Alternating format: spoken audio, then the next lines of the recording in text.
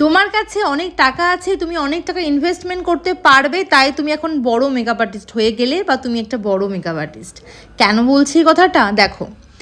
অনেক makeup artist এরকম আছে যে একটা হেয়ার স্টাইলার বুক করে নিলাম, একটা কলকা আর্টিস্ট বুক করে নিলাম, বেসটাও অন্য কাউকে দিয়ে করিয়ে দিলাম,